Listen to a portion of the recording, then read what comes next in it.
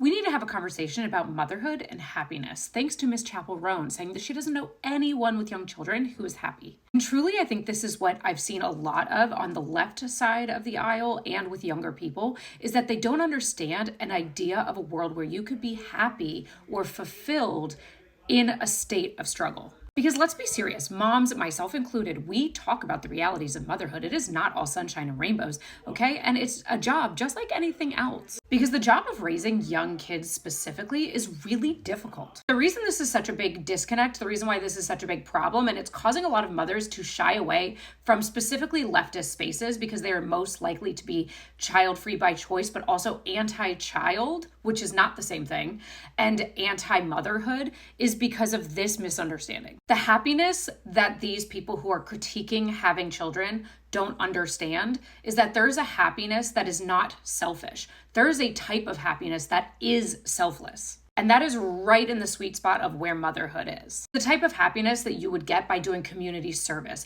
by doing charity, by doing something that inconveniences you in order to make someone else's life easier. This brings an enormous sense of fulfillment and joy and purpose. And when it comes to raising your own children, it's 10 times more than any sort of service you could do. The joy in motherhood comes with a huge amount of selflessness, which is why when you see people critiquing motherhood by saying, oh, it looks so miserable, you realize that they don't understand any sort of like selfless acts. Why would you do anything if it's really not like, what's in it for me?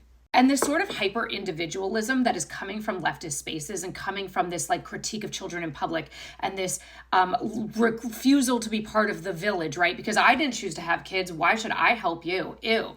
Is really a nail in the coffin for any sort of progressive leftist movements, because there will always be women, even women with progressive values and liberal ideals and anti-establishment ideas, who are going to have children. And the right has been so family values oriented for such a long time. Look at the places in your community that do the most community outreach. They are places of religious worship and they are places of conservatism.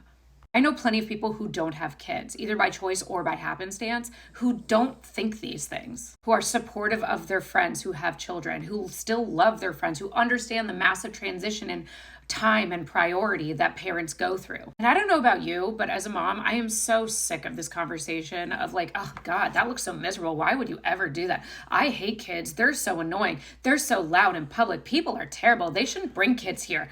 It's boring at this point.